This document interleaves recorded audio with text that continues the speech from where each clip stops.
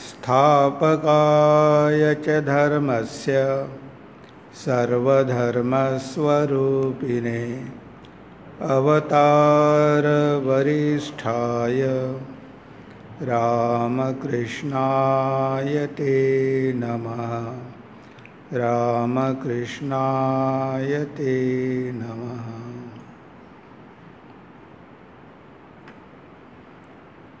पूज्य स्वामी विष्णुपादानंदजी महाराज, स्वामी राघवेंद्रजी महाराज, कृपाघनानंद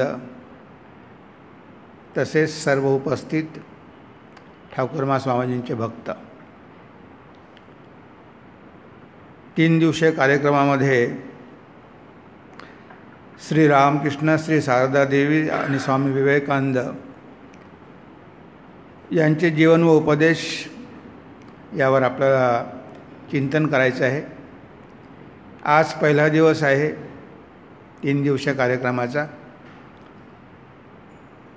आणि उद्याचा दिवस आपल्याकडे आहे, परवा आध्यात्मिक शिबिरच आहे। तर योगानंदजी महाराजांचा आज जन्मदिवस, त्यांच्याबद्दल 1-2 घटना बघून आपण पुढे जाऊया। भगवंत जेव्हा अवतार घेतात तेव्हा त्यांच्या जीवनामधली प्रत्येक घटना काहीतरी आपल्याला शिकवून जाते। जरी आपल्या दृष्टीनं ती घटना फार क्षुल्लक असते, पण त्यामधून बराच काही बोध आपल्याला घेता येतो। एकदा दक्षिणेश्वरला काय झालं, भगवान श्री रामकृष्णांच्या खोलीमध्ये बसलेले आहे, भक्त पण बसलेले आहेत। नेहमीप्रमाणे दररोज काली मंदिरातून प्रसाद तिथे यायचा ठाकूरांच्या खोलीमध्ये, पण त्या दिवशी प्रसाद आला नाही। ठाकूर खूप अधीर झाले, अरे आज प्रसाद आला नाही, आज प्रसाद आला नाही। तिथे योगीन महाराज होते। योगीन महाराज विचार करू लागले की ठाकूरांना देहाचा पण बोध राहत नाही आणि एवढे अधीर कशासाठी झाले, प्रसाद नाही आला तर नाही आला। आणि शेवटी त्यांनी मनामध्ये असा विचार केला की शेवटी श्री रामकृष्ण एका ब्राह्मण परिवारातून आले आहे, पुरोहित आहे शेवटी, आणि पुरोहिताला प्रसादाची तर आवड असतेच, म्हणून एवढे हे प्रसादासाठी अधीर झालेले आहे। ठाकूर स्वतः गेले, तिथे सांगितलं भंडारामध्ये की तिथला प्रसाद तुम्ही पाठवला नाही, आणि प्रसाद घेऊन खोलीमध्ये परत आले आणि सगळ्यांना वाटला। श्रीरामकृष्णांनी ओळखलं की योगींच्या मनामध्ये काय सुरू आहे। तेव्हा श्रीरामकृष्ण म्हणाले की बघ योगीन, राणी रासमणीनं काही पैसे ठेवलेले आहे, मंदिरासाठी देणगी दिलेली आहे, आणि त्या पैशामधून साधू संतांची भक्तांची सेवा व्हावी हा तिचा उद्देश होता। पण हे जे लोक आहेत ऑफिसमध्ये ते सगळा प्रसाद घेऊन जातात, बाहेर ते विकतात, त्यांच्या रखेल्या आहे त्यांना देतात, आणि त्यामुळे राणी रासमणीच्या पैशाचा काही सदुपयोग होत नाही। पण तो प्रसाद जर इथे आला तर इथे सगळे भक्त आहे, त्या भगवंताच्या भक्तांना प्रसाद मिळतो, त्यामुळे त्याचं पुण्य रासमणीला लाभतं, म्हणून मी एवढा अधीर झालेलो होतो। म्हणजे बघा, घटना किती आपल्याला साधी दिसते, पण त्यामागचा अर्थ किती सखोल आहे की राणी रासमणीचं कल्याण व्हावं, ज्या कार्यासाठी पैसे दिलेले आहेत त्याच कार्यासाठी वापरण्यात यावे, हा बोध ठाकूरांना होता। दुसरं म्हणजे दुसरी घटना आहे, स्वामी शारदानंदजी स्वामीजींचे साहित्य खूप वाचायचे, स्वामी विवेकानंद साहित्य खूप वाचायचे, आणि ते सगळं वाचून त्यांच्या मनाचा गोंधळ झाला। आणि योगीनला म्हणाले की अरे योगीन, मी स्वामीजींची पुस्तकं वाचतो, कधी राजयोग वाचतो, कधी कर्मयोग, तर कधी भक्तियोग, तर कधी ज्ञानयोग, आणि स्वामीजी ज्या विषयावर बोलतात तो विषय एवढ्या ठामपणे पटवून सांगतात की वाटतं की तोच एक मात्र मार्ग खरा आहे आणि बाकीचे सगळे काही उपयोगाचे नाही। माझ्या मनाचा गोंधळ उडला की मी कोणता मार्ग घेऊ। तेव्हा योगीन महाराजांनी हात धरला शारदांजीचा, म्हणजे शरद तू त्या भानगडीत पडू नको, माझ्यासोबत चल। आणि योगीन महाराज श्रावदानजी महाराजांना माताजींकडे घेऊन गेले. म्हणजे तू माताजींची सेवा कर, बाकी तुला काही करायची गरज नाही. आणि त्यांनी श्रावदानजींना इंट्रोड्यूस केलं मदरला, आणि तेव्हापासून माताजींची सेवा ते करायला लागले. म्हणजे ह्या ज्या घटना आहेत आपण बघतो, त्यामुळे आपल्याला कळतं की कशा प्रकारे रामकृष्ण विवेकानंद भावधारा आपल्याला आपल्या दैनंदिन जीवनामध्ये मदत करू शकते. कारण आज आपलासुद्धा तसाच गोंधळ उडतो. यूट्यूबच्या माध्यमातून आपल्यापर्यंत बऱ्याच गोष्टी येतात आणि आपण बऱ्याच गोष्टी वाचतो आणि वाचल्यानंतर आपला गोंधळ होतो. आपण कधी वेदांत वाचतो तर कधी कर्मयोग वाचतो. मग आता हा वेदांत चांगला की कर्मयोग चांगला, आणि शेवटी वेदांत सगळ्यांनाच आवडतो, कारण तिथे काहीच करायची गरज नाही ना. मी ब्रह्मा आहे म्हटलं की झालं. तिथे काही करावं लागत नाही आणि लोकांना सांगत फिरायचं की मी आत्माच आहे, तर मला काय आहे, मला तर कर्मच नाही आहे. तर ते ऐकायला फार छान वाटतं की मग मी सर्व शक्ती संपन्न आहे, मी आनंद स्वरूप आहे, मी अमुक आहे, मी तमुक आहे, असं आपण ऐकतो आणि आपल्याला वाटतं पण भगवान श्री रामकृष्णांची शिकवणी जेव्हा आपण वाचतो आणि ऐकतो तेव्हा त्यांचे उपदेश कसे होते, म्हणजे आपण त्यांना भावमुखी श्री रामकृष्ण म्हणतो. ते प्रत्येकाचा भाव ओळखून त्याप्रकारे त्याला मार्गदर्शन करायचे. आज आपल्याला तसं कोणी राहिलेलं नाही, कारण आपल्यामध्ये कोणता भाव आहे हे आपल्याला कोण सांगणार. पण भगवान श्री रामकृष्णांना माहिती असायचं की कोणाचा भाव कसा आहे. एकदा स्वामीजींनी अभिदानंदजी महाराजांना स्पर्श केला ध्यान करत असताना, आणि स्वामीजींनी त्यांचा स्वतःचा भाव त्यांच्यामध्ये शिरवला, संक्रमित केला. लगेच ठाकूरांनी नरेंद्राला बोलावलं. नरेंद्र म्हणे, हे काय केलं? तो एका मार्गाने जात होता आणि तू म्हणे त्याला स्पर्श करून तुझा भाव त्याच्यामध्ये संक्रमित केला, त्याच्यामुळे त्याची खूप हानी झाली. आता आपण कोणत्या भावासाठी योग्य आहो हे गुरु ओळखू शकतात. जेव्हा भगवान श्री रामकृष्णांकडे कोणी यायचं किंवा जेव्हा ते कुणाला भेटायला जायचे, त्यापूर्वी ते समाधीमध्ये जायचे आणि समाधीमध्ये जाऊन ते त्या व्यक्तीचा भाव ओळखायचे. कारण बघा, आपण म्हणतो की जितक्या व्यक्ती तितक्या प्रकृती. या जगामध्ये असंख्य व्यक्ती आहेत आणि त्यांचे स्वभाव पण वेगवेगळे आहेत, पण ह्या सगळ्या व्यक्तीच्या आणि प्रकृतीच्या मागे पुरुष आहे फक्त एकच. म्हणून तर आपण म्हणतो निरंजनम नित्यम अनंत रूपम भक्तानुकंपा धृतविग्रहम वै. तर भगवान श्री रामकृष्ण कसे आहे? अनंत रूपम आहे. म्हणजे अनंत आहे, म्हणजे आपल्या सगळ्यामध्ये आहे, आपल्या सगळ्यांच्या हृदयात आहे. आता ते त्या आत्मचैतन्याशी एक व्हायचे. जेव्हा ते भाव समाधीमध्ये जायचे तेव्हा ते आपल्या स्वरूपाशी एक व्हायचे आणि मग त्या व्यक्तीचा भाव ओळखायचे आणि तो भाव ओळखून त्याप्रमाणे त्याला मार्गदर्शन करायचे. म्हणून ते जे सांगायचे त्यामध्ये कधीही चूक होत नव्हती. कुणाचा मार्ग कोणता? स्वामी विवेकानंद राखाल महाराजांना म्हणायचे की अरे तू तर लिहून दिलेलं आहे की मंदिरात डोकं टेकवणार नाही, ब्राह्म समाजामध्ये तू लिहून दिलेलं आहे की मंदिरात जाणार नाही, मूर्तीपूजा करणार नाही, आणि तू परत कालीच्या मंदिरात गेला आणि प्रणाम केला. तेव्हा ठाकूर म्हणाले की अरे नरेन, तू त्याला काही म्हणू नको, तो त्याचा भाव आहे. प्रत्येकाचा आपला एक एक भाव असतो. तर राजा महाराजांचा भक्तिभाव होता. त्यांना कितीही सांगितलं तरी वेदांत एकदम पटणार नव्हता, पण श्री रामकृष्ण प्रत्येकाचा भाव ओळखायचे आणि त्यानुसार त्याला मार्गदर्शन करायचे. पण हे कसा भाव आहे की जो भाव सगळ्यांसाठीच आहे, आणि हे भगवान श्री रामकृष्णाला माहिती होतं. बाकी सगळ्या साधना करण्यासाठी आपल्याला अधिकारी व्हावं लागतं, म्हणजे आपल्यामध्ये तेवढी योग्यता आणावी लागते. पण भक्तिमार्ग असा आहे की ज्यामध्ये आपल्याला कोणत्याही योग्यतेची गरज नाही. म्हणून भगवान श्री रामकृष्ण पुन्हा पुन्हा म्हणायचे की कलियुगामध्ये नारदीय भक्ती. कारण नारदीय भक्ती सगळ्यांसाठी सोपी आहे आणि विशेष करून गृहस्थांसाठी. कारण हा देहबोध जोपर्यंत आहे, मी शरीर आहे हा बोध जोपर्यंत आहे, तोपर्यंत आपण अद्वैताची साधना करू शकत नाही किंवा आपल्याकडून होऊ शकत नाही. आपण कितीही प्रयत्न केला तरी तो देहबोध येतोच. म्हणून भक्तीचा मार्ग कसा आहे की सोपा आहे आणि त्यामध्ये पतन होण्याची शक्यता फार कमी आहे. हाजरा नेहमी वेदांत करायचा, पण बघा हाजऱ्याच्या जीवनामध्ये काही परिवर्तन झालं नाही.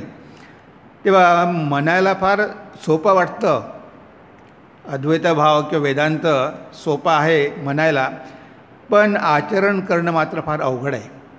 म्हणून भगवान श्री रामकृष्णांनी आपल्याला सांगितलं आहे की तुम्ही भक्तीचा आश्रय घेऊन राहा आणि जेव्हा भगवंत येतात तेव्हा त्यांच्यावर भक्ती करणं हे आपल्याला सोपं असतं, कारण ते जीवावर प्रेम करण्यासाठीच येतात.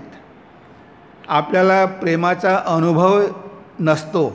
आपलं जे प्रेम असतं, आपल्या हृदयामध्ये प्रेम आहेच, आपल्या सगळ्यांच्या हृदयामध्ये आहे, पण आपल्या प्रेमाची दिशा आहे जगाकडे. आपण त्याला म्हणतो प्रेम, पण ती असते खऱ्या अर्थानं आपली आसक्ती.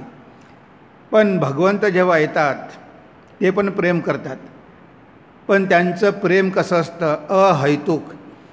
ते कसल्याही प्रकारची अपेक्षा न ठेवता प्रेम करतात आणि त्यांना जीवांचे दुःख बघवत नाही म्हणून प्रेम करतात. त्यांना तुमच्याकडून काहीही नको असतं, त्यांना फक्त काय पाहिजे, भक्ती पाहिजे.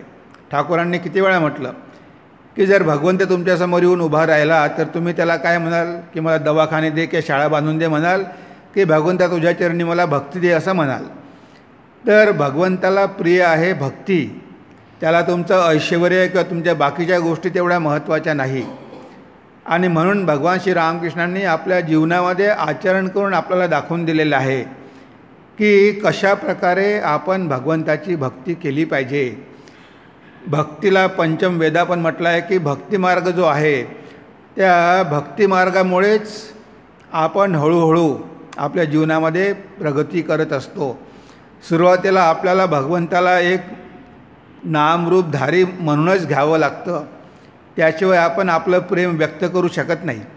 आपलं प्रेम व्यक्त करण्यासाठी आपल्यासमोर एखादा आदर्श पाहिजे आणि म्हणूनच आपल्या धर्मामध्ये मूर्तीपूजेला एवढं महत्त्व आहे.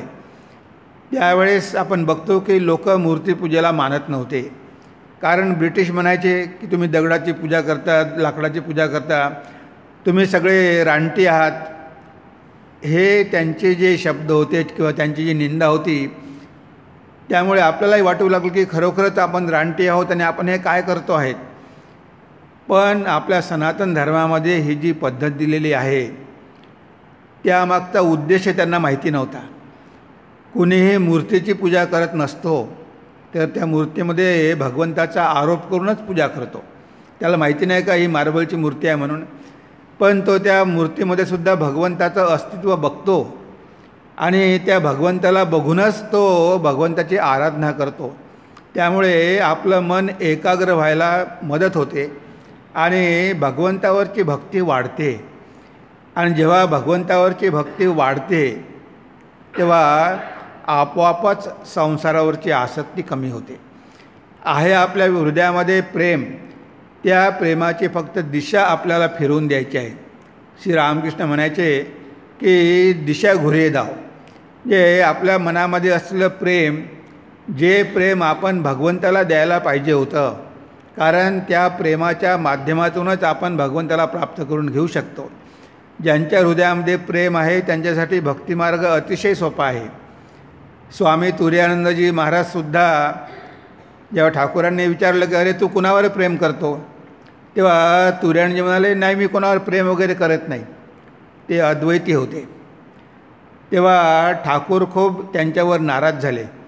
अरे कुणावर तरी प्रेम केलं पाहिजे, असा काय तू शुष्क झाला आहेस. म्हणजे शुष्क होऊ नको, प्रेम कर. आपलं जगावर प्रेम असते, हरकत नाही. जगावर जरी प्रेम असलं तरी हृदयामध्ये प्रेम तर आहे. आता फक्त त्या प्रेमाची दिशा कुणीकडे वळवायची आहे हे आपल्याला शिकायचं आहे. आणि तेच भगवंत आपल्याला शिकवतात, तेच दाखवून देतात की कशा प्रकारे संसारामध्ये राहून भगवंताच्या चरणी भक्ती आणि प्रेम प्राप्त करून घ्यायची. आता आपल्याला माहिती आहे कितीतरी संत बिल्वमंगल तो आपल्या पत्नीवर किती आसक्त होता, किंवा तुलसीदास पत्नीवर किती आसक्त होते. आता पत्नीवर इतकं प्रेम होतं की एक क्षणसुद्धा पत्नीशिवाय राहू शकत नव्हता. नदी पार करून, रात्री प्रेतावर बसून नदी पार करून सापाला धरून तो बायकोच्या खोलीमध्ये गेला. तेव्हा पत्नी म्हणते की तुम्ही माझ्यावर एवढं प्रेम करता, जर एवढं प्रेम तुम्ही भगवंतावर केलं असतं तर तुम्हाला भगवंताचा लाभ झाला असता. आणि तेव्हा तुलसीदासांचे डोळे उघडले आणि त्यांनी तेव्हाच घर सोडलं, आपल्या पत्नीला गुरु मानलं आणि भगवंताचं प्रेम केलं. म्हणजे बघा, त्यांच्या हृदयामध्ये प्रेम होतं आणि भक्तीसाठी प्रेम हृदयामध्ये पाहिजेच. स्वामीजी म्हणायचे की एखाद्या हृदयात प्रेम नसलं तर एखाद्या दगडासारखं, धोंड्यासारखं, भिंतीसारखं होण्यापेक्षा प्रेम करून आसक्त होणं बरं, शुष्क राहण्यापेक्षा.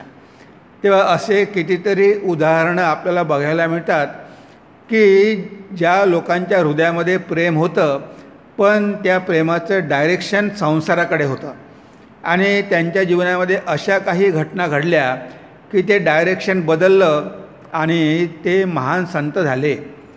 कितीतरी उदाहरण आहे. आपल्याला माहीत आहे पुरंदरदास खूप श्रीमंत होते, सोन्याचं दुकान होतं, सगळं काही त्यांच्याकडे होतं, पण ते भगवंताला वगैरे काही मानत नव्हते. पण त्यांची पत्नी मात्र भगवंतावर प्रेम करायची, कृष्णावर प्रेम करायची. एक दिवस एक ब्राह्मण पुरंदरदासाकडे येतो आणि म्हणतो की माझ्या मुलाचं मला मुंज करायचे आहे, पैसे पाहिजे, थोडे पैसे द्या. तेव्हा पुरंदरदास काही पैसे देत नाही, माझ्याकडे काही पैसे वगैरे नाही आहे, तो निघून जा म्हणतो.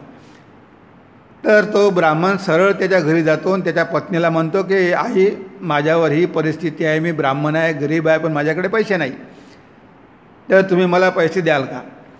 तेव्हा तिला खूप दया येते. तिच्या कानामध्ये कुंडल असतात, ती एक सोन्याचं कुंडल घेऊन त्याला देते आणि म्हणते की हे कुंडल घे, जा आणि तू तुझ्या मुलाची मुंज कर. आता पुरंदरदास सोनार होते, त्यांचं सोन्या चांदीचं दुकान होतं, पण त्यांनी पैसे दिले नाही. आणि हा ब्राह्मण पण बघा, ते कुंडल घेऊन बरोबर त्याच दुकानात गेला पुरंदरदासांच्या, म्हणजे मला हे कुंडल मोडायचं आहे आणि पैसे पाहिजे. त्यानं बघितलं, अरे हे तर माझ्या पत्नीचं कुंडल आहे, याच्याकडे आलं कसं? मग ठीक आहे, तू बैस.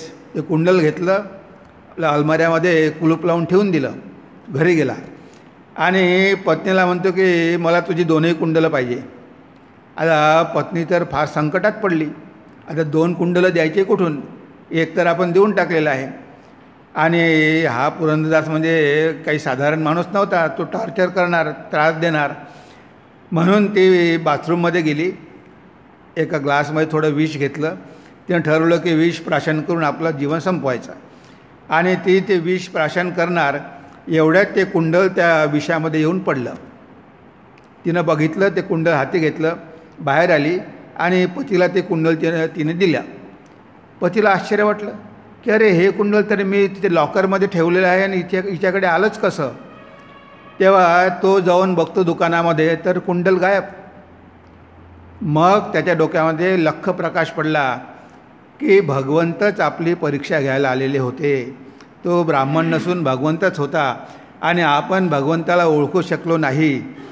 आणि त्यांनी सगळं सोनं चांदी सगळी गरिबांना वाटून टाकलं, सगळं काहीही ठेवलं नाही आणि संत झाला. संत पुरंदरदास कितीतरी अभंग लिहिले, भजनं लिहिले.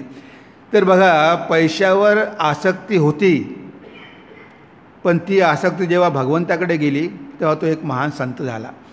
तुळशीदासांची पत्नीवर आसक्ती होती, पण त्या आसक्तीची दिशा बदलली आणि तो संत झाला. म्हणजे आपल्या हृदयामध्ये प्रेम आहे आणि हा अतिशय सोपा मार्ग आहे. त्यासाठी आपल्याला काही खूप अधिकारी व्हावं लागते किंवा खूप यम नियम आचरण करावं लागतं आणि वेदांताप्रमाणे आपल्याला ते म्हणजे वैराग्य, विवेक वैराग्य हे वगैरे सगळं करावं लागतं, असं काही नाही. फक्त भगवंतावर प्रेम करा. श्री रामकृष्ण पुन्हा पुन्हा सांगतात की जीवनाचा उद्देश भगवंतावर प्रेम करणं हाच आहे. आपल्या हृदयामध्ये प्रेम आहे, भगवंतावर प्रेम करा. आता भगवंतावर प्रेम करा, पण भगवंत तर आपल्याला दिसत नाही, म्हणून आपल्याला भगवंताला बघता यावं म्हणून भगवंत अवतार घेतात. भक्तानुकंपा धृतविग्रहम वै. भक्तांसाठी भगवंत अवतार घेतात. ते शरीर धारण करून येतात आणि आपल्या भक्तांसोबत ते लीला करतात. आता जेव्हा भगवंत शरीर धारण करून येतात तेव्हा आपला मार्ग फार सोपा होतो. कारण आपण भगवंताला साक्षात बघू शकतो मनुष्य रूपामध्ये आणि बोलू शकतो. आणि एवढंच नव्हे तर त्यांची वचनं ही वचनं काही साधारण नसतात. त्यांच्या शब्दामध्ये एवढं सामर्थ्य असते की त्यांच्या शब्दामुळे मनुष्याचं जीवन बदलून जाऊ शकतं. म्हणून तर भागवतामध्ये म्हटलं आहे ना, तव कथामृतम तप्त जीवनम कविभिरीडितम कल्मशापहम श्रवणमंगलम श्रीमदाततम भुवी गृणंत्ये भुरिदा जना. भागवतामध्ये म्हटलेलं आहे की भगवंता तुझे वचनं अमृतासारखी आहे. ह्या तप्त जीवाला, ह्या संसारामध्ये हा जीव 3 तापामध्ये पोळत आहे आणि तुझे वचन ऐकून त्याला शांती मिळते. तर ही जी भगवंताची वचनं आपल्याला ऐकायला मिळतात. बघा, मास्टर महाशय महेंद्रनाथ गुप्त इतके काही कुटुंबामध्ये त्यांच्या प्रॉब्लेम होते, एवढ्या समस्या होत्या की सावत्र आई होती, घरी खूप त्रास द्यायचे. तेव्हा त्यांनी ठरवलं की आपण आता आत्महत्या करायची. आणि आत्महत्या करायच्या उद्देशानं त्यांनी घर सोडलं. ते आपल्या बहिणीकडे येऊन 1 दिवस राहिले आणि दुसऱ्या दिवशी सहज फिरायला म्हणून ते निघाले आणि येऊन पोचले दक्षिणेश्वरच्या बगीच्यामध्ये. तिथे खोलीमध्ये त्यांनी बघितलं आणि ते वर्णन करतात की जणू काही शुकदेव भागवत सांगत आहे आणि भक्त इतके काही मन लावून ऐकत आहे की कुणाचंही भानच नाही आहे, कुणाचं कुणीकडे लक्षच नाही आहे. म्हणजे एवढ्या एकाग्र चित्तानं सगळे भक्त ऐकत आहे. हे खूप महत्त्वाचं आहे. आपणही ऐकतो, पण परीक्षितानं भागवत ऐकलं आणि भागवत ऐकल्यामुळे 7 दिवसामध्ये त्याची मुक्ती झाली. आपण तर आयुष्यभरच भागवत ऐकत असतो, आपली काही मुक्ती होत नाही. कारण परीक्षितासारखं आपण कुठे ऐकतो. पण इथे काय म्हणतात मास्टर महाशय की जणू काही शुकदेव उपदेश देत आहे आणि सगळे भक्त एकाग्र मनानं ऐकत आहे, कुणाचंही कुणाकडे लक्ष नाही. त्यांना बसायला जागा नव्हती, पण कुणी जागा करून पण दिली नाही. पण त्यांनी ते दृश्य बघितलं, काही शब्द ऐकले आणि त्यांच्या मनावर इतका प्रभाव पडला की आत्महत्या करायचा विचारच त्यांच्या मनामधून निघून गेला. आणि त्यांच्यामुळे आपल्याला श्रीरामकृष्ण वचनामृत मिळालं. त्यांनी हे सगळे भगवंताचे वचनं लिहून ठेवली. ते शिक्षक होते, नोट घ्यायचे. आणि आज कितीतरी जीवांना त्यामुळे सुख आणि शांती लाभत आहे.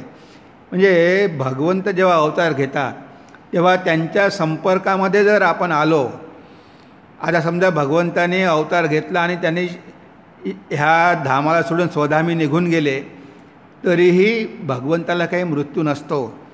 म्हणजे असं नाही की आज श्रीरामकृष्ण नाही आहे आणि त्यावेळेसच होते आणि त्यावेळेस भक्तांना त्यांचा संग लाभला, असं नाही आहे. आजही ते आहे, शब्दरूपाने आजही ते आपल्यामध्ये आहेत. जर स्वामीजी म्हणायचे की I am a voice without a form. मी म्हणजे माझी वाणी आहे. माझं रूप जरी नसेल तरी माझं वाणी आहे. माझी वाणी लोकांना प्रेरणा देत राहील. तर जेव्हा आपण भगवान श्रीरामकृष्णांचं वचनामृत, स्वामी विवेकानंदांचं साहित्य वाचतो तेव्हा आपल्याला विचार करावाच लागतो. कारण त्यांचे शब्द साधारण नसतात. स्वामीजी म्हणायचे की ज्या ठिकाणी माझे शब्द पडेल त्या ठिकाणी ॲसिडसारखं ते जळायला सुरुवात होईल. म्हणजे आपल्या मनातली सगळी घाण जळून जाईल. एवढी भगवंताच्या वचनामध्ये शक्ती असते. नुसत्या शब्दानं ते आपल्याला ब्रह्मज्ञान देऊ शकतात. अवतार जेव्हा येतात तेव्हा ते कृपा करायलाच येतात आणि त्यांची कृपा जीवावर असतेच. आता भगवान श्री रामकृष्णांनी कितीदा नुसत्या स्पर्शानं लोकांना अध्यात्मज्ञान दिलं. म्हणून तर अभेदानंदजी महाराज म्हणतात, संस्पर्श मात्रेनं नृणाम समाधी. नुसत्या स्पर्शानं भगवान श्री रामकृष्णांनी लोकांना समाधी दिली. नरेंद्राला नुसता स्पर्श केला आणि नरेंद्राला निर्विकल्प समाधी प्राप्त झाली नुसत्या स्पर्शानं.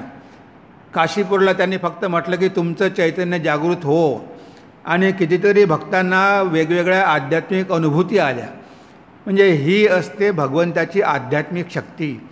ते आपल्या आध्यात्मिक शक्तीच्या माध्यमातून जीवाचा सहज उद्धार करू शकतात. त्यांच्या दृष्टीनं जीवाचा उद्धार करणं म्हणजे काही कठीण गोष्ट नाही आहे. श्री रामकृष्ण म्हणायचे की भगवंताला मुक्ती देणं काही अवघड नाही आहे. भगवंत मुक्ती सहज देतो, पण तो सहजासहजी भक्ती देत नाही. कारण भक्ती दिली की तो भगवंत बांधला जातो. धरीला पंढरीचा चोर, गळा बांधून या दोर. हृदय बंदीखाना केला, आता विठ्ठल कोंडियाला. आता जनाबाईंनी विठ्ठलाला दोरानं बांधलेला आहे. तो दोर कशाचा आहे? प्रेमाचा आहे. ह्या प्रेमाच्या दोरावर भगवंत भक्ताचा गुलाम बनतो. बघा, म्हणजे आपण भगवंताला प्रार्थना करतो, भगवंताचं दर्शन व्हावं असं आपल्याला वाटतं. तसं भगवंताला पण वाटतं की आपण आपल्या भक्तांची सेवा केली पाहिजे. म्हणून तर श्रीखंड्याहून नाथांच्या घरी कृष्णाने 12 वर्षे पाणी भरलं. म्हणजे भक्ताचं प्रेम भगवंताला आकर्षित करून घेते आणि शेवटी भगवंत भक्ताचा गुलाम बनतो. म्हणजे ही असते प्रेमाची शक्ती. मीराबाई, कबीर, तुलसीदास यांच्याकडे काय होतं? त्या प्रेमाच्या भरोश्यावर भगवंताला त्यांनी आपलं करून घेतलं. आणि भगवंताला आपलं करून घेणं हाच तर आपल्या जीवनाचा उद्देश आहे. भगवान श्रीरामकृष्ण त्यासाठीच तर आलेले आहेत. त्यांनी आपल्याला अगदी मार्ग सोपा करून दिलेला आहे. कारण हा भक्तीचा मार्ग, भगवंताच्या अवतारावर भक्ती करणं.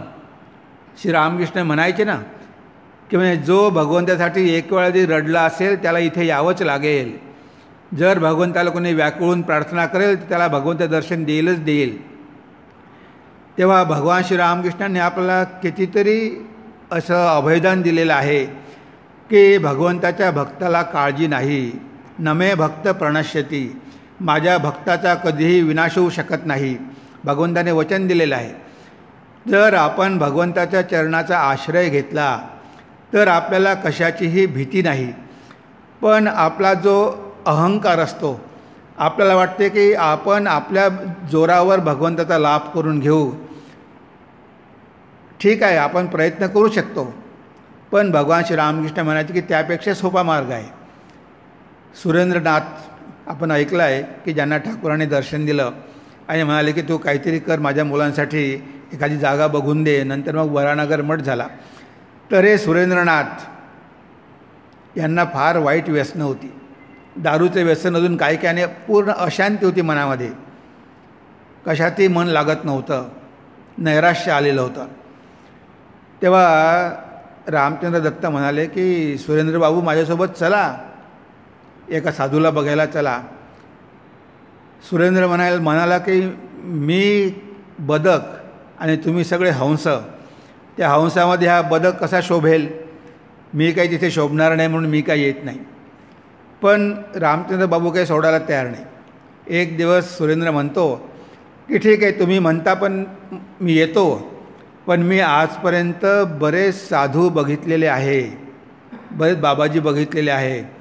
तुमचा जर साधू भोंदू निघाला तर त्याचे मी कान पिळल्याशिवाय राहणार नाही. रामचंद्र दत्ताने ते चॅलेंज स्वीकारलं. ठीक आहे, तुम्ही या, काही हरकत नाही. आणि तेव्हा सुरेंद्र बाबू ठाकूरांकडे आले. सुरेंद्र एका कोपऱ्यात बसले. ठाकूर त्यांच्याकडे बघत आहे आणि त्यांच्याकडे बघून सगळ्यांना भक्तांना उद्देशूनच म्हणत आहे. म्हणजे काही लोक असतात की त्यांना वाटतं की आपण आपल्या पुरुषार्थानं सगळं काही करू शकतो, पण म्हणे ते त्यांना शक्य होत नाही. त्यापेक्षा भगवंताला शरणागत होणे म्हणे किती सोपं आहे. त्यांनी एक उदाहरण दिलं की एक असते म्हणे माकडाचा बच्चा आणि दुसरं मांजरीचं पिलू. आता वानराचं पिलू आणि मांजरीचं पिलू. वानराचं पिलू त्या आपल्या आईला पकडून ठेवते आणि आई उड्या मारते. जेव्हा ते आई उड्या मारते, वानरीन उड्या मारते, तेव्हा ते पिलू खाली पडू शकते, त्या पिलाचे हात सुटू शकतात. पण मांजरीचं पिलू मात्र त्याला काहीही भीती नसते. मांजर आपल्या तोंडामध्ये त्याला धरते आणि योग्य ठिकाणी, सुरक्षित ठिकाणी नेऊन ठेवते. कधी गादीवर, तर कधी खोलीत, तर कधी कुठे. ते फक्त म्याव म्याव करते. तर आपण फक्त म्याव म्याव करायचं. जर भगवंताला आळवलं आणि आपला जर अहंकार सोडला की भगवंताला दर्शन द्यावंच लागेल, असा कसा देऊ शकत नाही, मी एवढी साधना करेल तेवढी साधना करेल, असा भाव न ठेवता जर भगवंताला आपण पूर्ण शरणागत झालो की भगवंत जशी तुझी इच्छा, तुला जिथे ठेवायचं असेल तिथे ठेव, जे करायचं असेल ते कर, मी माझं जीवन संपूर्णपणे तुझ्या अधीन केलेलं आहे, असा भाव यावा म्हणून तर साधना आहे. हे साधनेचं प्रयोजन कशासाठी आहे की ही साधना आहे की आपला अहंकार जावा. आपला अहंकार काही केला जात नाही. कारण आपल्याला वाटते की आपण काहीतरी करतो. आता आपल्याला हेच कळत नाही की आपण काहीच करत नाही. तुम्हार कर्म तुम्ही करो मा, लोके बोले करी आम्ही. भगवंता तुझं कर्म तूच करतो आहेस, पण हा जीव मात्र म्हणतो की मी करतो मी करतो. तेव्हा आपण इथे काहीच करत नाही. आपल्या माध्यमातून भगवंतच सगळं काही करून घेत आहे. आपण फक्त पुतळे आहोत, यातल्यात ना बाहुल्या, त्या बाहुल्यासारखा आहोत. तो जसा नाचतो तसा आपण नाचतो. जेव्हा अर्जुन म्हणाला की मी युद्ध करणार नाही, तेव्हा भगवान म्हणाले की अर्जुना तू काय म्हणतो युद्ध करणार, तुला करावं लागेल. युद्ध तू करणार नाही, मीच करणार आहे. तुला फक्त मी निमित्त करत आहे. निमित्त मात्रम भवेसव्य साची.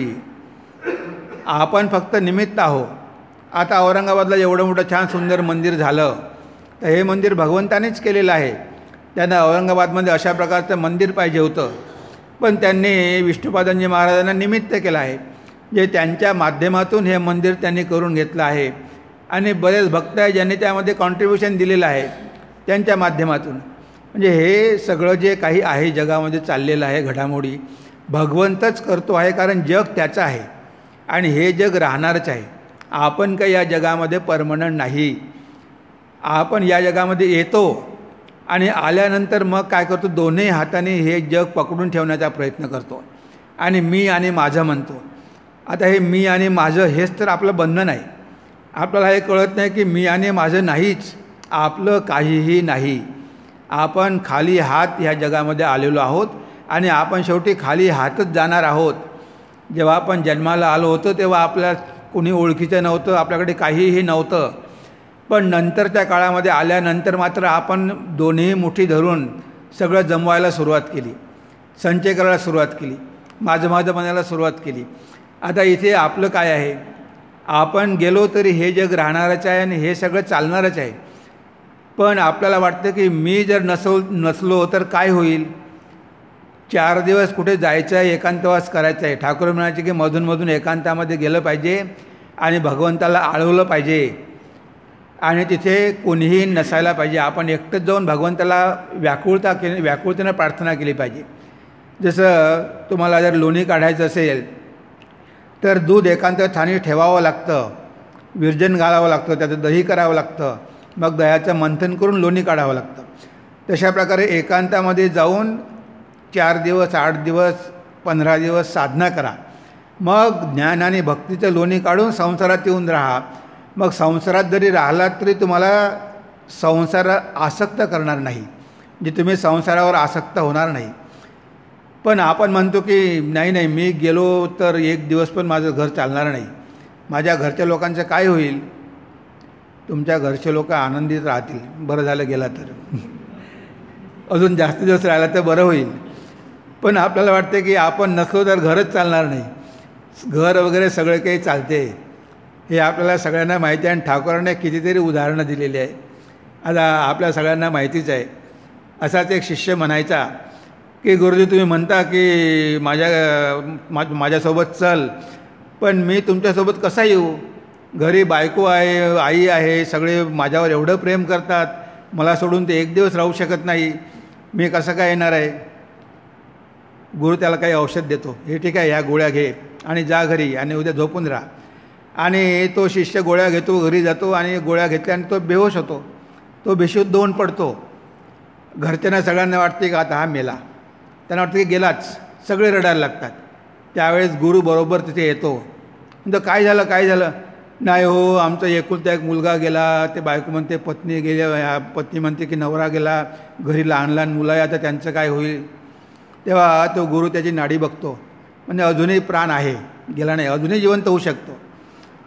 म्हणे त्यांना खूप आनंद झाला. हो आता आमचा मुलगा जिवंत होईल, माझा पती जिवंत होईल, खूप आनंद झाला. नाही होईल जिवंत, पण म्हणे माझ्याकडे एक औषध आहे, ते औषध मी देतो. ते औषध पहिले कुणाला तरी घ्यावं लागेल आणि जो ते औषध घेईल तो मरेल आणि मुलगा जिवंत होईल. आता मात्र आईला म्हणे आई तर तुम्ही एवढ्या रडता आहात, आता हे घ्या औषध खा.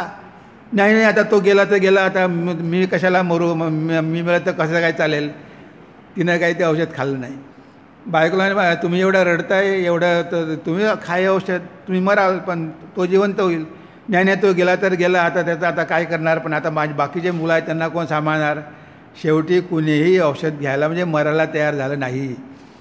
आपल्याला वाटते सगळे आपल्या, पण शेवटी प्रत्येकजण आपलंच बघतो. म्हणजे आपल्याकडून काहीतरी स्वार्थ जोपर्यंत साध्य होतो तोपर्यंतच आपल्यावर प्रेम करतात. आपल्याकडून काही मिळालं नाही, समजा मुलगा असेल, मुलावर सगळं प्रेम असेल आईवडिलांचं, पण तो जर 5 वर्ष घरी नोकरीशिवाय बसला असेल तर एक दिवस घरचे लोक म्हणतात की तू घरातून निघून जा, तू काही कमावत नाही, तुला का आम्ही बसून बसून खाऊ घालायचं का. असाच एक शिष्य होता. तो गुरु म्हणाला चल. त्याचा भाऊ आला. तो भाऊ म्हणे नाही म्हणे महाराज मी जाऊ देणार नाही. आणि सगळे गावकरी जमले. अरे म्हणे काय साधू महाराज, आम्ही तुम्हाला जागा दिली, आम्ही तुम्हाला भिक्षा देतो, तुम्ही आमच्या गावातले तरुण मुलं बिघडवता, तुम्ही सगळ्या मुलांना संन्यासी बनवता. आणि त्यांनी त्या साधूला घरातून तिथून गावामधून काढून दिलं. आता गावामधून काढून दिलं, तो त्यांचा शिष्य तो रडायला लागला. तेव्हा गुरु जवळ गेले आणि त्याच्या कानामध्ये एक मंत्र सांगितला, नाही तू घरी जा, भावासोबत राहा आणि भावाची काळजी घे. तो घरी गेला आणि गुरुने सांगितलं त्याप्रमाणे करू लागला. दुसऱ्या दिवशीपासून घरी कोणी साधू आला की तो घरातलं धान्य काढून द्यायचा. एखादा भिकारी आला तर घरची भांडी काढून द्यायचा. कोणी गरीब आला तर सगळे कपडे वाटून द्यायचा. तर 1 महिन्यापर्यंत त्यांना घर खाली करून टाकलं. शेवटी भाऊ म्हणतो, अरे तुला मी आणलं घरी कशासाठी, तू मला काही मदत करशील, तू माझं घर सगळं खालीच केलं, गेट आऊट फ्रॉम हाऊस, निघून जा इथून. त्याला तेच पाहिजे होतं. तो लगेच निघून गेला आपल्या गुरुकडे. म्हणजे असं आहे ह्या संसाराचं स्वरूप. आपल्याला वाटतं की आपल्यावर सगळे प्रेम करतात आणि आपण सगळ्यावर प्रेम करतो, पण हे सगळं आहे शेवटी नश्वरच, 2 दिवसाचंच आहे. जर घरी म्हातारा असेल, त्याचा मृत्यू आला असेल तर सगळे वाट बघतात की कुठे काही ठेवलं आहे का. बाकी तो मरत आहे त्याच्याकडे बघितलं पाहिजे हा विचार कोणी करत नाही. तर पहिले विल करून घ्या, कोणाला किती द्यायचं आहे ते लिहून घ्या. आता तो मरणार आहे, पाय घासतो आहे आणि तरी आसक्ती सुटत नाही. तो बोलावतो मुलाला, अरे इकडे, मुला वाटते काहीतरी सांगणार कानामध्ये. तो म्हणतो, अरे त्या देवघरामध्ये दिवा जळत आहे, एवढं तेल कशाला खर्च करतो, तो दिवा विझवून दे. आणि इकडे मृत्यूशय्येवर आहे. म्हणजे असा आपला स्वभाव आहे. आपल्याला माहिती आहे की हे जग नश्वर आहे, क्षणभंगूर आहे, काहीही इथे खरं नाही, हे सगळं स्वप्नवत आहे. जोपर्यंत आपण जिवंत आहोत तोपर्यंतच आहे. मेल्यानंतर कोणी कोणाचं राहत नाही आणि सगळ्यांची नजर असते प्रॉपर्टीवर. किती करून ठेवलं, किती जमवून ठेवलं, आणि जर नाही जमवून ठेवलं तर पुन्हा शिव्या देतात. काय केलं आमच्या बापाने, काहीच नाही ठेवलं आमच्यासाठी, सगळं उडवून लावलं. म्हणजे ठेवलं तरी प्रॉब्लेम, नाही ठेवलं तरी प्रॉब्लेम. तेव्हा इथे खरी संपत्ती म्हणजे भगवंतच आहे. तुम्ही भगवंताला धरून ठेवा, बाकी सगळं गेलं तरी हरकत नाही, कारण सगळं जाणारच आहे, पण भगवंत कधी जाणार नाही. तो कायमचा आपल्यासोबत राहणारा आहे आणि त्याच्याशी आपलं नातं ह्याच जन्माचं नाही, जन्मोजन्मीचं नातं आहे. फक्त आपण विसरलेलो आहे, भगवंत विसरत नाही. जेव्हा अर्जुनाला भगवंत म्हणतात, अर्जुन म्हणतो की भगवंता तुम्ही म्हणता की तुम्ही उपदेश विवस्वानाला दिला आणि याला दिला आणि त्याला दिला, पण ते सगळे लोक तर फार अगोदर येऊन गेले, तुम्ही आत्ता आले. तेव्हा भगवंत म्हणतात, अरे अर्जुना तू जीव आहे, मी ईश्वर आहे. आपले दोघांचे अनेक जन्म झाले आहे, ते सगळे जन्म मला माहिती आहे, पण तू मात्र जीव असल्यामुळे तू विसरलेला आहे. तेव्हा ही आपली अवस्था असते की बहुनेमे व्यतीतानी जन्माने तवजा अर्जुन त्यान्यहम वेद सर्वाने नत्तम वेत्थ परंतप. आपली दोघांची अनेक जन्म झाली, पण मला माहिती आहे, तुला कुठे माहिती आहे. भगवंताला माहिती आहे की आपण त्यांचे आहोत आणि आपल्याला त्यांच्या मायेमधून मुक्त करण्यासाठीच ते येतात की जेणेकरून आपण त्यांच्याजवळ जाऊ शकू. पण आपला ह्या जगाचा मोह काही सुटत नाही आणि आपण आपल्या घरी काही परत जात नाही. आलो आपण भगवंतापासूनच आणि जायचे आहे भगवंताजवळच, पण मधल्या काळामध्ये भगवंताच्या मायेमध्येच आपण अडकलो आणि ही माया पार करणं फार अवघड आहे. दैवी येशा गुणमयी मम माया दुरत्या मामेवये प्रपद्यन्ते मायास्तेचा तरंती ते. भगवान म्हणतात की माझी माया क्रॉस करणं फार कठीण आहे, जे मला शरणागत होतात त्याची माया पार करून जातात.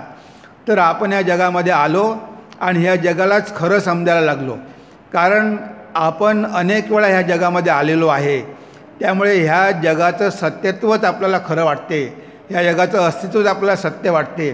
म्हणजे हे जग मिथ्या आहे, नश्वर आहे, भगवंतच एकमात्र सत्य आहे, त्याच्याजवळ आपण गेलो पाहिजे हे कधी आपल्याला वाटत नाही. पण भगवंताला वाटतं, भगवंताला आपलं दुःख बघवत नाही, कारण आपण त्यांची संतान, ईश्वराचे पुत्र. तर भगवंताला यावं लागतं. भगवंत येतात, ते नाही आले तर संतांना पाठवतात.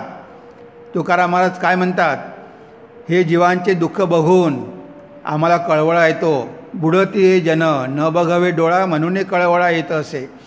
तर भगवंत संतांना पाठवतात, महापुरुषांना पाठवतात आणि स्वतः अवतार घेऊन येतात, कारण त्यांना माहिती आहे की आपल्याला दुःख नाहीच, आपल्याला आनंदच आहे, आपल्या आतमध्ये आनंदच आहे.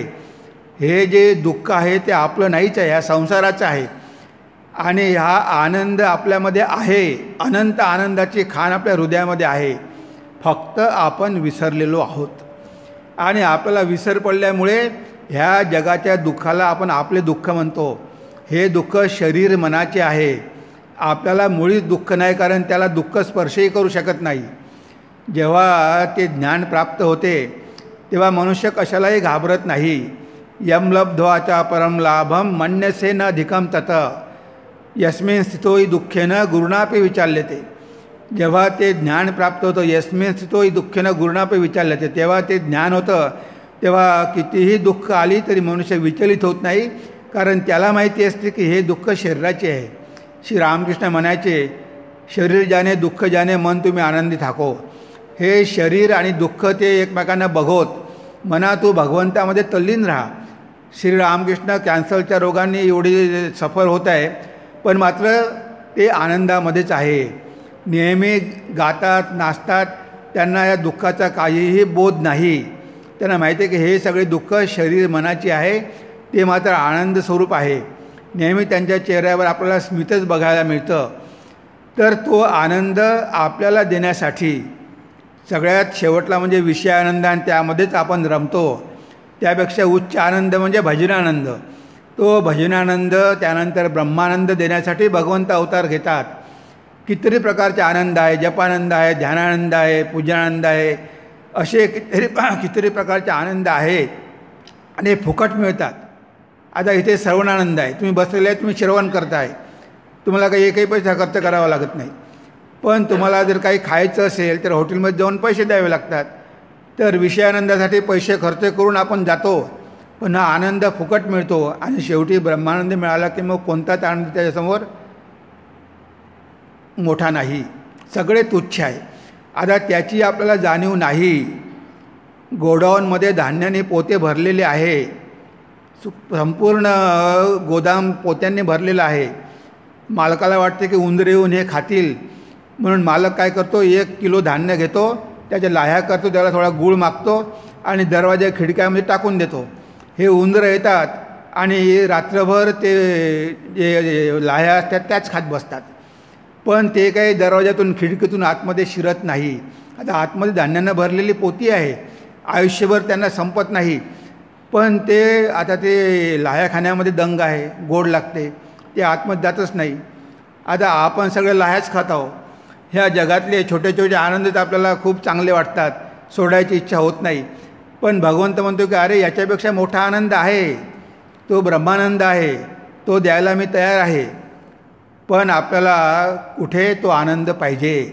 हे छोटे छोटे आनंद सोडल्याशिवाय तो ब्रह्मानंद कसा मिळेल. पण हा छोटा आनंद सोडण्याची काही आपली इच्छा होत नाही आणि आपण काही मुक्त होत नाही. आणि पुन्हा पुन्हा ह्या जगामध्ये येऊन जन्म मृत्यू जरा व्याधी आपण भोगत राहतो. ही आहे आपली कथा, हा आहे आपला इतिहास. तेव्हा आपल्याला मुक्त करण्यासाठी यावेळेस भगवान श्री रामकृष्ण आलेले आहे, माताजी आलेले आहे, स्वामी आले आहेत, त्यांचे शिष्य आलेले आहेत. ह्या सगळ्यांचे उपदेश ऐकून आपण थोडं तरी प्रयत्न करायला पाहिजे. तुम्ही 1 पाऊल भगवंताकडे टाकलं तर भगवंत तुमच्याकडे 10 पावलं चालून येतील, हे ठाकूरांनी म्हटलेलं आहे. आपण थोडा तरी प्रयत्न केला पाहिजे. ठाकूर म्हणाले की मी 16ने केलं, तुम्ही तर कमीत कमी एकाना तरी करा. आता एकाना करायची पण इच्छा नाही. गुरुने सांगितलेलं आहे की 108 वेळा जप करा. आपण गुरुला विचारतो, गुरुदेव 54 वेळा केला तर चालेल का? हा 108 वेळा करायची पण तयारी नाही. अरे 108 वेळा काय, तुम्ही 10,000 वेळा केला पाहिजे. माताजी म्हणाल्या की 10,000 वेळा जप करा, तुम्हाला शांती नक्की मिळेल. पण आपल्या 108 पण करायची तयारी नाही आणि आपल्याला तर पाहिजे ब्रह्मानंद. कसं होणार आहे? त्यासाठी मोजावे लागतात.